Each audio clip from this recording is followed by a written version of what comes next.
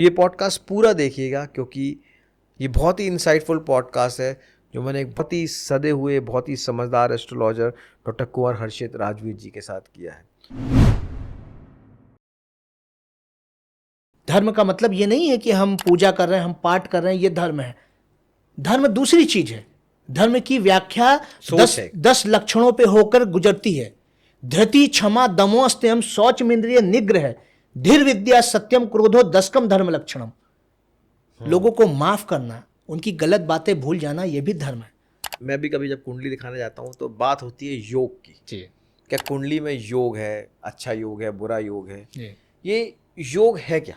मैं ये जानना चाहता हूँ आपसे, आपके दिमाग में या आपकी सोच के हिसाब से माइथोलॉजी और हिस्ट्री में डिफरेंस क्या है? अमेरिका में तो लोगों की कोई कुंडली नहीं होती, वहाँ तो कोई वेद पुराण नहीं होते, वहाँ तो सनातन ही नहीं होता जी फिर भी हमारे हिंदुस्तान से ज़्यादा ऊपर है। जी वहाँ की इकोनॉमी ज़्यादा अच्छी है, जी वहाँ के लोग ज़्यादा लग्जरियस लाइफ जी रहे हैं, जी। वहाँ का एनवायरनमेंट ज़्यादा अच्छा है। ऐसा क्यों? ये इंसान क्या है? कठपुतली है, एक आम की ही तो गुठली है। राम राम करता कष्ट भोग मर जाता, निवस्त्र पहाड़ों पर घूमता और खाली हाथ सो जाता। ये कविता मैंने ही लिखी थी और इस कविता से जुड़ी एक कहानी भी है जो मेरे दिमाग में तब आई थी जब मैंने कविता लिखी थी। एक आम की गुठली है, उसको एक बच्चा खाने के बाद ज़मीन पर फेंक देता है और जब वो गुठली ज़मीन पर पड़ती है उसी वक्त बरसात होती है और उसको लगता है कि वो अब कुछ दिनों में पनप जाएगा और एक पेड़ बन जाएगा। कुछ वक्त बीतता है और वो वहीं मिट्टी में दबा हुआ पड़ा रहता है। उसे लगता है कि अब कुछ हो नहीं सकता। तभी वहाँ पर गेरुए वस्त्र में एक साधु महाराज आते हैं। वो उस गुठली के पास खड़े होकर कुछ अपनी मंत्र विद्या कर रहे होते हैं। गुठली की नज़र पड़ती है, वो कहती है कि महाराज आपकी कृपा दृष्टि मुझ पर ही पड़े और आप एक बार ज़रा नीचे देखें। तो साधु महाराज नीचे देखते हैं और देख के उस गुठली को कहते हैं, बताओ गुठली तुम्हें क्या चाहिए? तो कहती कि मैं काफ़ी वक्त से इस मिट्टी में दबी हुई पड़ी हूँ, मैं वृक्ष नहीं बन पा रही हूँ। तो उन्होंने कहा कि इसका भी उपाय है और उपाय ये है कि हम एक यज्ञ करेंगे और तुम पनपना शुरू हो जाओगी। तो साधु महाराज ने उस गुठली के लिए वहाँ पे यज्ञ किया। गुठली के ऊपर चंदना मृत डाला गया, गंगा जल डाला गया, कुछ मंत्रों का उच्चारण किया गया और कुछ समय बाद उस गुठली में से एक छोटा सा अंकुर फूट गया। धीरे धीरे करके वो थोड़ा सा बड़ा होना चालू हुआ। महाराज जी फिर वहाँ आए, उसने कहा कि महाराज जी मुझे जल्दी बड़ा होना है। उन्होंने कहा एक और यज्ञ करना होगा और तुम बड़ी हो जाओगी। फिर यज्ञ किया गया और धीरे धीरे करके वो गुठली जो है वो वृक्ष में तब्दील हो गई, एक बड़ा आम का वृक्ष बन गया। बस फिर क्या था, महाराज जी दोबारा वहाँ आए, उन्होंने देखा कि ये गुठली तो बहुत बड़ा वृक्ष बन चुकी है। उन्होंने उस वृक्ष के नीचे अपनी बढ़िया सी कुटिया बनाई और वहाँ पे रोज़ हवन करने लगे। उस आम के पेड़ की आम की डालियों को तोड़कर उस हवन कुंड में डालकर अच्छा हवन शुरू होने लगा। खैर, इस कहानी के तात्पर्य कई हैं, महत्व बहुत है। लोग अपने अपने विचारों से उसको समझ सकते हैं और देख सकते हैं। आज जब इस पॉडकास्ट करने के लिए मैं घर से निकल रहा था तो मैंने जब अपना कबर्ड खोला तो मेरे पास 3 डिफरेंट चीज़ें थी पहनने के लिए। जनरली ये पॉडकास्ट में पहनता हूँ तो मेरी एक ब्लू शर्ट टंगी हुई थी, एक गुलाबी कुर्ता टंगा हुआ था और एक ये लाल टी शर्ट टंगी हुई थी। सोचा कि पहले मैं अपनी नॉर्मल शर्ट पहन लूँ, जो मेरे डायरेक्टर साहब भी कहने लगे शर्ट पहन के आना। फिर मैंने कहा नहीं नहीं, आज जिनके साथ मेरा पॉडकास्ट है तो शायद गुलाबी या गेरुआ कुर्ता सही रहेगा। फिर मैंने कहा नहीं, क्योंकि आज जिनसे मुझे पॉडकास्ट करना है, जब तक कि उनके साथ में एक द्वंद्व मुद्रा में ना जाऊं, शायद ऑडियंस को उसका पता नहीं चलेगा। उस जो हम अंदर से सोच विचार रखते हैं, अगर मैं उनकी दिशा में ही बात करने लगूंगा तो शायद वो विचार ना मेरे बाहर आएंगे ना उनके बाहर आएंगे। इसलिए मैंने आज लाल रंग की टी शर्ट पहनी, ये दिखाने के लिए कि हूं तो मैं आस्तिक, पर मैं शायद आज एक नास्तिक की तरह बिहेव करूं। आज हमारे साथ पॉडकास्ट में है एक पॉलिटिशियन, राइटर, स्पिरिचुअल गुरु कह सकते हैं आप उनको, कुंडलियों और दोषों ग्रहों के बारे में एक्सपर्ट, जिनको कई अवार्ड्स मिल चुके हैं। अगर मैं उनके अवार्ड्स की लिस्ट बताऊं आपको तो उनके पास नेशनल आइकॉन अवार्ड है, भारत श्री अवार्ड है, एक्सीलेंट आइकॉनिक अवार्ड है, फॉरएवर स्टार इंडिया अवार्ड है और इंटरनेशनल ब्रिलियंस अवार्ड है।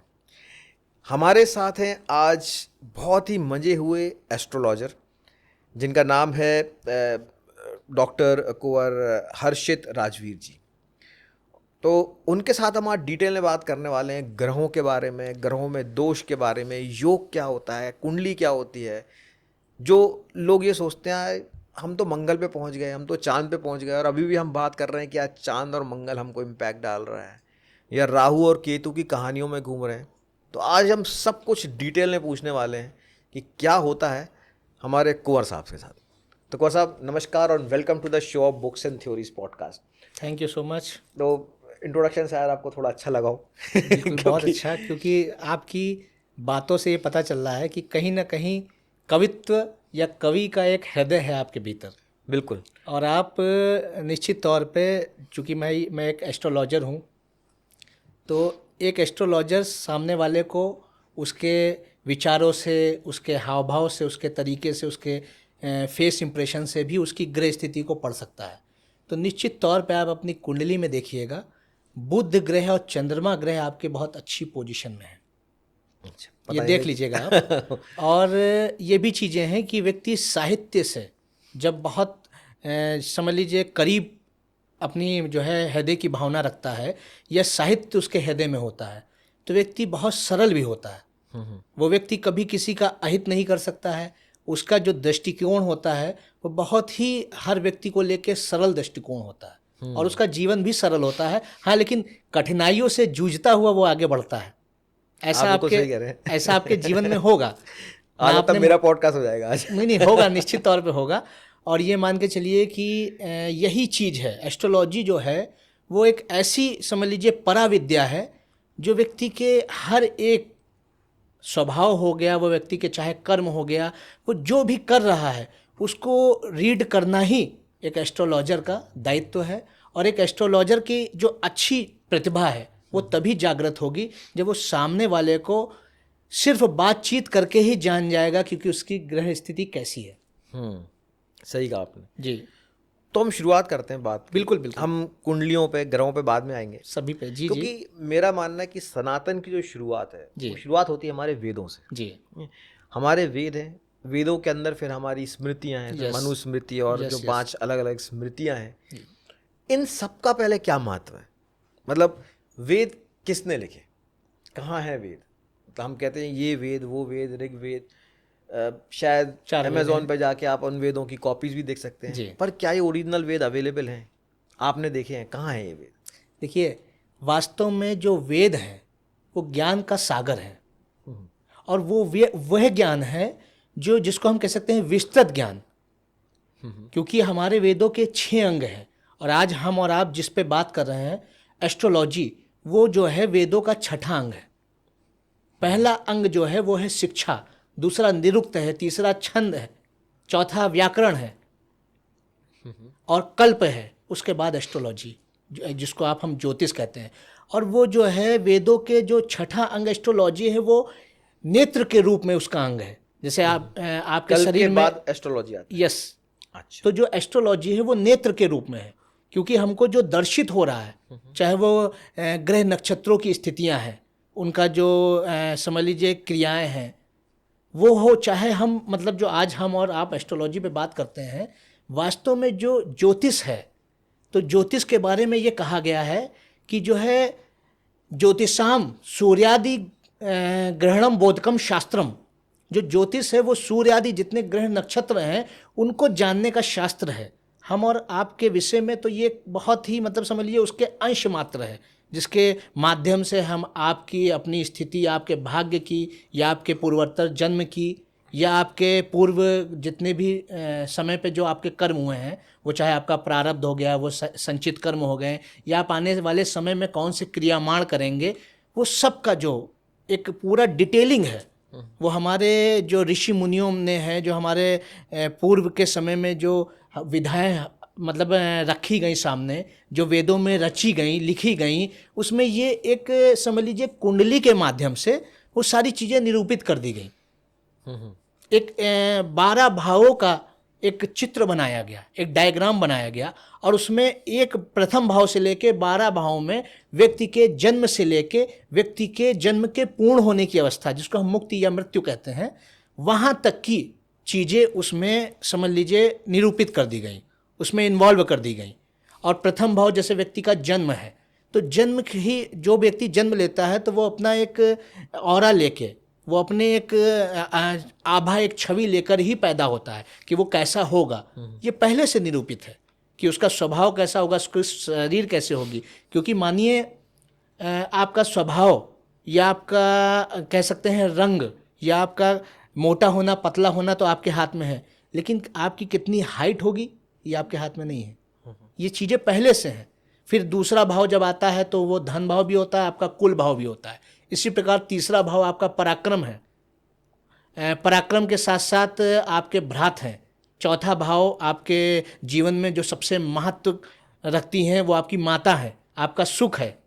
इसी प्रकार पंचम भाव आपकी विद्या है, आपकी बुद्धि है, आपके जो संबंध होते हैं वो हैं। उसके बाद छठा भाव जो है वो आपके जीवन में आप किस प्रकार से लड़ सकते हैं, प्रतियोगिता की भावना आपके अंदर है कि नहीं है, रोग ऋण शत्रु है।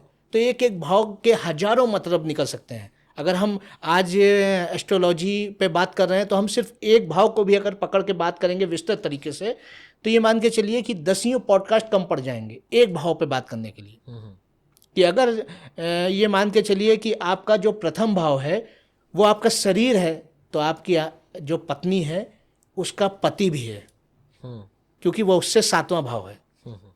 इसी प्रकार अगर हम चौथा भाव अगर आप अपनी माता को मान रहे हैं तो उसी प्रकार जो 10वां भाव है अपने पिता को मान रहे हैं तो उससे 7वां भाव आपकी माता का है। तो एक ही भाव से कई सारे संदेश निकलते हैं और कई सारी चीज़ें एक भाव से निकल के आती हैं। उसी प्रकार जैसे मैंने 6 भाव तक आपको बताया, 7वां भाव आपकी जीवन संगनी का भाव है, आपके लोगों से संबंध कैसे रहेंगे, कम्युनिकेशन का भाव है। उसके बाद अष्टम भाव जो है वो व्यक्ति के गुण रहस्यों का भाव है, व्यक्ति आयु का भाव है, व्यक्ति की मृत्यु का भाव है, पराविद्याओं का भाव है। आप देखिएगा कि अगर अष्टम भाव में कोई आपका मजबूत ग्रह बैठा है तो व्यक्ति जो गुण विद्याएं हैं, जैसे तमाम जो बहुत एक्सपर्ट सर्जन होते हैं वो उनका अष्टम भाव बड़ा मजबूत होता है। और अष्टम भाव में जब मंगल कहीं ना कहीं कनेक्ट हो जाता है तो व्यक्ति सर्जरी से रिलेटेड रहता है, व्यक्ति डॉक्टर होगा। वैसे ही 9वां भाव है, भाग्य भाव भी है, उसको धर्म भाव भी कहते हैं, पिता भाव भी कहते हैं। 10वां भाव आपका कर्म भाव है, आपका राज्य भाव है। 11th हाउस जो है आपका विश फुलफिलमेंट का भाव है, आय भाव है आपका।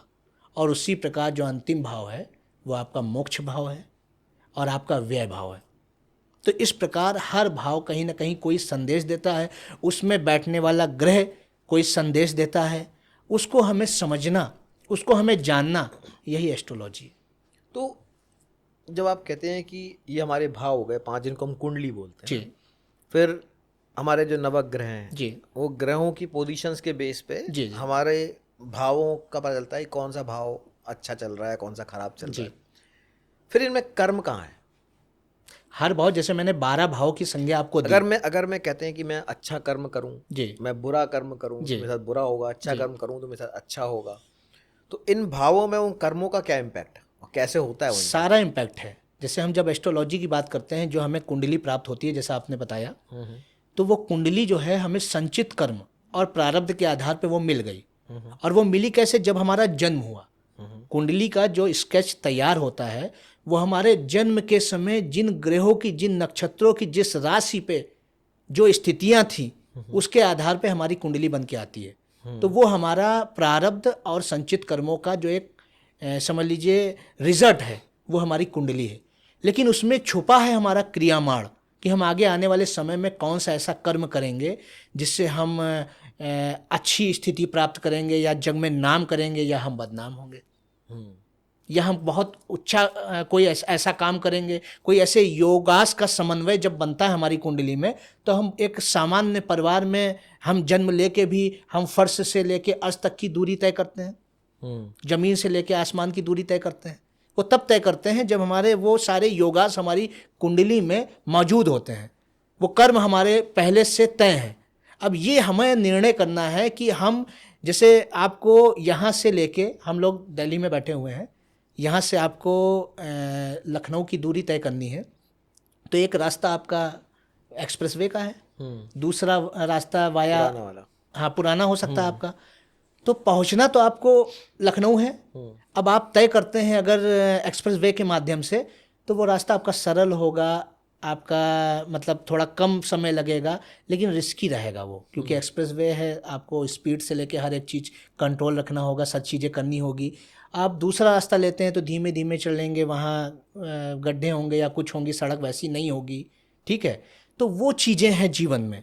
आपको पहुंचने का तो मतलब एक जिस जीव का जन्म हुआ है उसकी मुक्ति तो निश्चित तौर पे होनी है। अब मुक्ति होने तक के बीच का जो क्रम है उसमें वो कितनी मलिन होता है, कितनी मलिन आत्मा लेके या अपना मलिन कर्म लेके बार बार वह जन्म लेता है, या एक परम शुद्ध अवस्था में वो चला जाता है। जैसा कि कबीर दास जी ने कहा कि अगर हम मुक्ति की बात कर रहे हैं तो कबीर दास जी को ज्ञानाश्री शाखा का सर्वश्रेष्ठ कवि या सर्वश्रेष्ठ साधक या संत कहते हैं लोग, क्योंकि उन्होंने कहा कि ऐसे जतन से ओढ़ी चदरिया कि जस की तस धर दीनी चदरिया। उनका जन्म तो हुआ लेकिन वो पाप कर्मों में संलिप्त नहीं हुए। जब हम पाप कर्मों में संलिप्त होंगे तभी हमको बार बार इस जीवात्मा को जन्म लेना पड़ेगा। जब आपने ऐसे जतन से ये चदरिया, ये शरीर रूपी चदरिया ओढ़ी कि आपने किसी का अहित नहीं किया, किसी से आपने लोभ लालच, कोई ईर्ष्या द्वेष, कोई ऐसे प्रकार के अपने अंदर भावना या कर्म जागृत नहीं किए, तो आप जो ये महामाया या जो सृष्टि की जो माया है इसमें आप फंसे नहीं।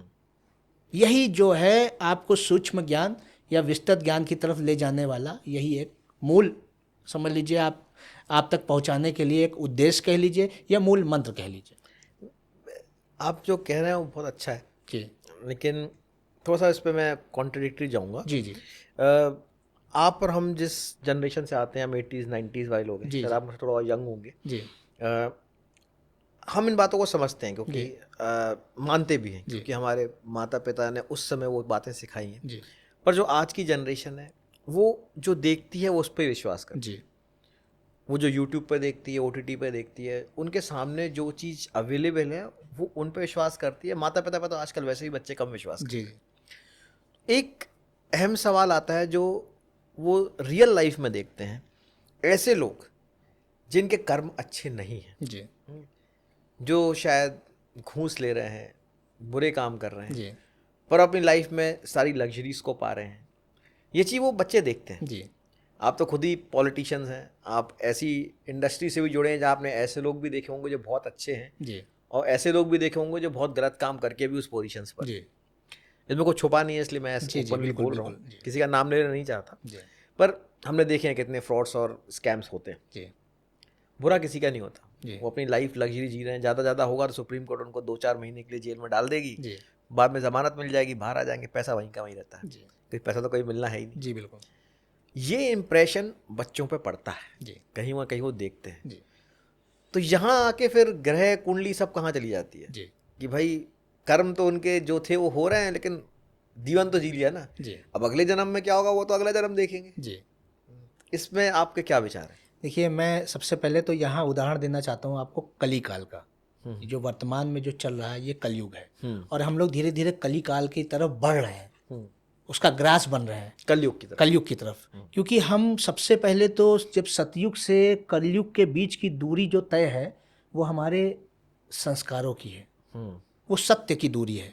अब आप असत्य की तरफ जा रहे हैं, आपके जैसे ऐसे संस्कार हो रहे हैं, जैसे प्राचीन समय में आपने देखा होगा माता पिता का स्थान, गुरु का स्थान सर्वोपरि था। अब गुरु नाम की चीज़ नहीं रह गई है।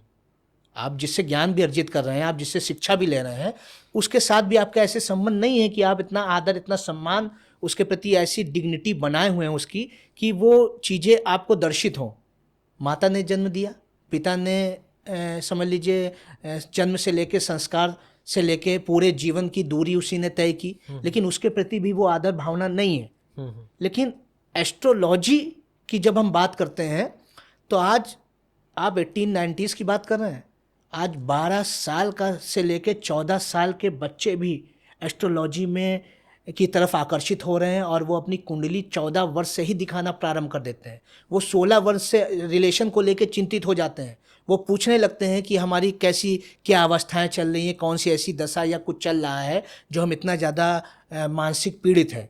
मानसिक पीड़ित, बात समझिएगा, क्योंकि Mental health. आर्थिक और शारीरिक तो उनके माता पिता, उनके भगवान उनके ऊपर कृपा बनाए हुए हैं। मानसिक पीड़ित, वो मानसिक पीड़ित वो कलयुग की तरफ जो जा रहे हैं, कली काल की तरफ जो बढ़ रहे हैं, कलयुग आपके मस्तिष्क पे ही प्रभाव करता है, विचारों पर ही प्रभाव करता है। और जो ब्रह्मांड है ये हमारा, ये ब्रह्मांड, ये जो मस्तिष्क है ये हमारा ब्रह्मांड है। इसमें हर प्रकार के ग्रह हैं, हर प्रकार की गैलेक्सी हैं।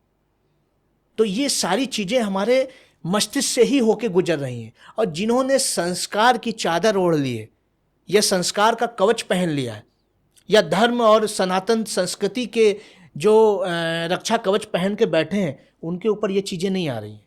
दूसरा आपका क्वेश्चन ये भी था कि तमाम लोग स्कैम कर रहे हैं, अच्छी लाइफ जी रहे हैं। आप कोई एक ऐसा व्यक्ति नहीं दिखा सकते हैं जो खराब कर्मों से होके गुजरा हो और उसका अंत अच्छा हुआ हो। नहीं हो सकता है। जितनी आर्टिफिशियल चीज़ें हैं वो आर्टिफिशियल ही हैं, जितनी नेचुरल चीज़ें हैं वो नेचुरल ही हैं। जो हमारे सनातन संस्कृति में हमारा धर्म, अर्थ, काम, मोक्ष की संज्ञा दी गई है, इसी से होकर व्यक्ति गुजर सकता है। एक धार्मिक व्यक्ति, धर्म का मतलब ये नहीं है कि हम पूजा कर रहे हैं, हम पाठ कर रहे हैं, ये धर्म है। धर्म दूसरी चीज है। धर्म की व्याख्या 10 लक्षणों पे होकर गुजरती है। धृति, क्षमा, दमो, स्तयम, शौचमिंद्रिय निग्रह, धीर विद्या, सत्यम, क्रोधो, दशकम धर्म लक्षणम। लोगों को माफ करना, उनकी गलत बातें भूल जाना, यह भी धर्म है। स्वच्छ रहना, सत्य का पालन करना, आदर करना, सम्मान करना, यह भी धर्म है। ये वास्तव में धर्म के 10 लक्षण है। ये हमारे वेदों में बताया गया है। हमारे वेदों में कोई ऐसी चीजें नहीं बताई गई हैं कि मतलब जो समझ लीजिए अननेचुरल हो। सारी नेचुरल प्राकृतिक चीजें हैं। प्रकृति से जुड़ना, संस्कारों में अच्छे संस्कार लाना, और हमारी वही उसी का बेस है हमारी एस्ट्रोलॉजी। हमारे एस्ट्रोलॉजी में ये भी बताया गया है कि कैसे 9 ग्रह आपके अच्छे हो सकते हैं। हाँ, ये बात अलग है कि आप किसी भी परिवार देख लीजिए, किसी भी जिला देख लीजिए, तहसील देख लीजिए, राज्य देख लीजिए, देश देख लीजिए या विश्व देख लीजिए, वहाँ पे आपको हर प्रकार के लोग मिलेंगे। बहुत से लोग नेचुरल उत्पाद बेच भी रहे हैं और बहुत से लोग नेचुरल चीज़ें यूज़ भी कर रहे हैं। लेकिन आजकल का जो चीज़ें हैं वो कलीकाल है, तो आर्टिफिशियल चीज़ें ज़्यादा हैं। वो मैंगो की जो जूस की एक ऐड आ जाता है जिसमें कोई एक एक्ट्रेस वो जूस पीते हुए दिखाते हैं, उनके होठ पे वो आम का जो है रस गिर जाता है, तो उसको देख के लोग उसको पीने लगते हैं। नेचुरल मैंगो जो होता है उसको बाग से, बगीचे से तोड़ के वो खाने में वो विश्वास नहीं है। लेकिन वो जो पी रहे हैं वो क्या है?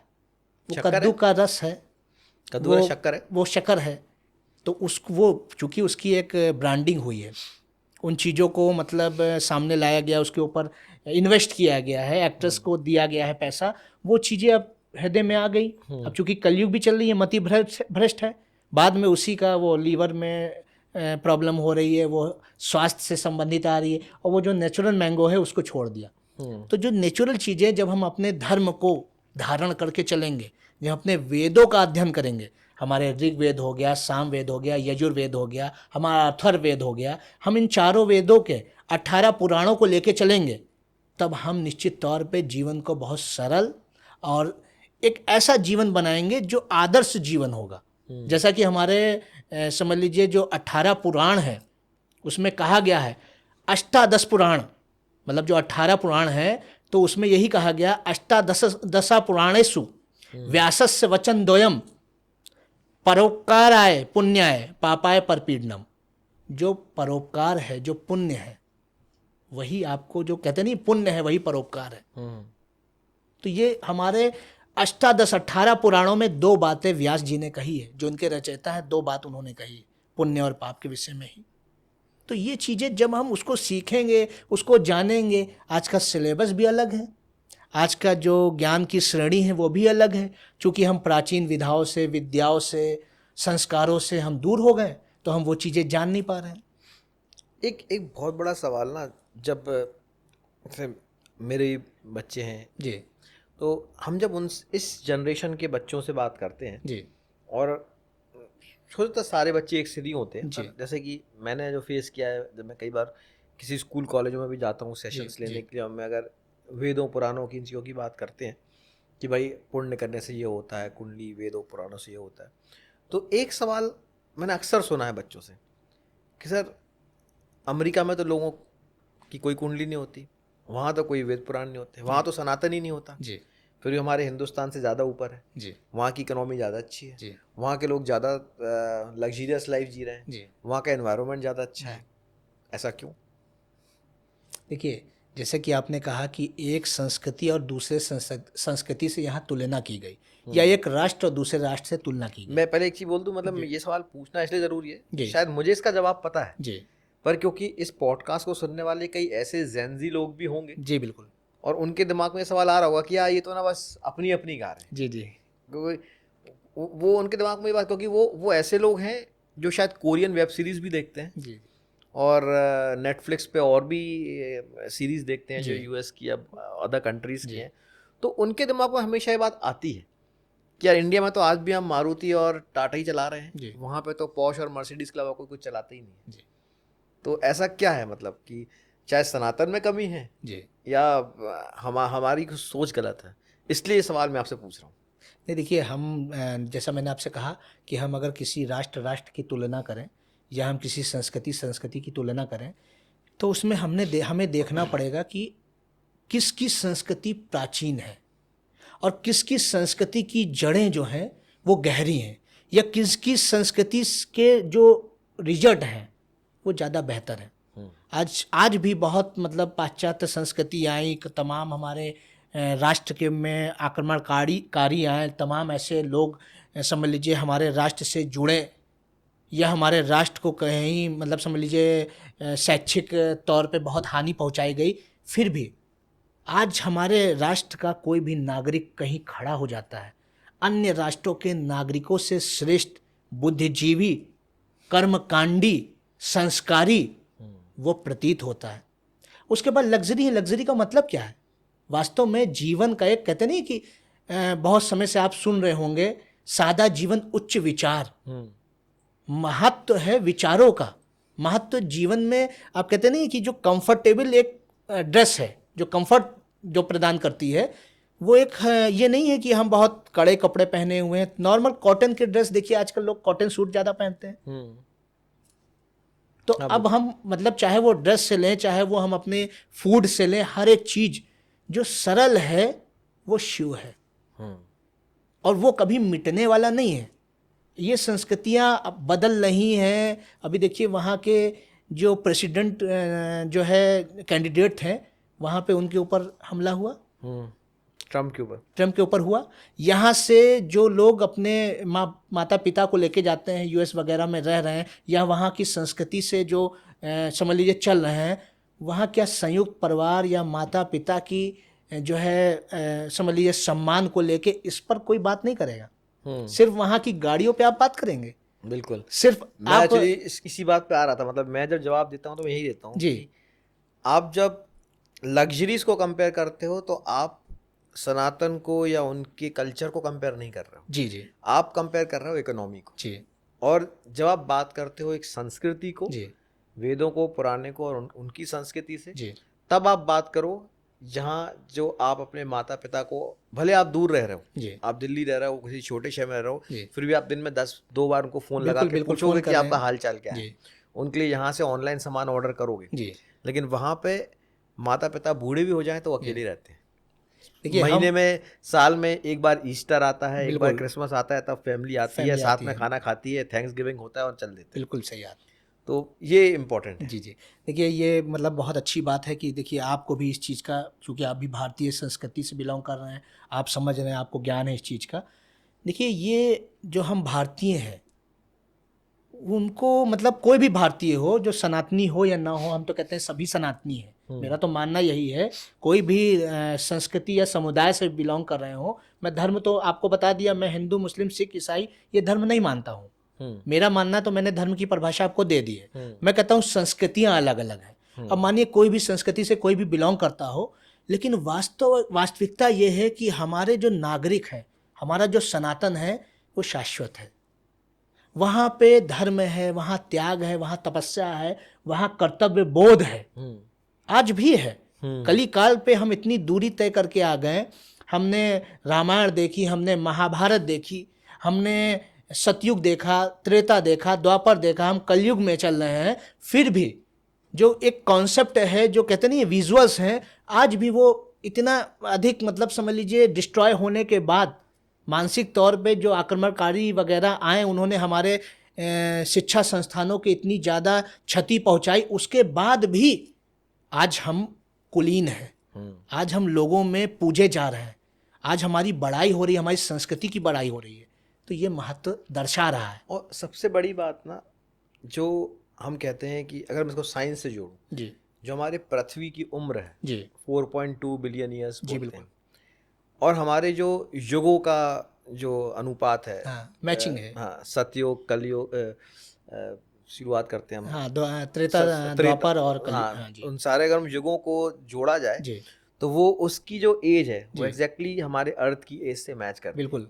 बाकी आप सारे धर्मों की संस्कृति देख लो, जी, वो सब आपकी शुरुआत होते हैं BC और AD जो बनाया गया जी, है जी। कि आफ्टर डेथ ऑफ क्राइस्ट या बिफोर डेथ ऑफ जी, क्राइस्ट। जी, तो सबकी शुरुआत वहीं से, जी, कुछ 500 साल आगे, कुछ 500 साल पीछे। जी, जी, लेकिन सनातन एक ऐसा धर्म है जिसकी अगर आप सारे युगों का योग किया जाए जी, तो वो पृथ्वी की उम्र के बराबर होता है।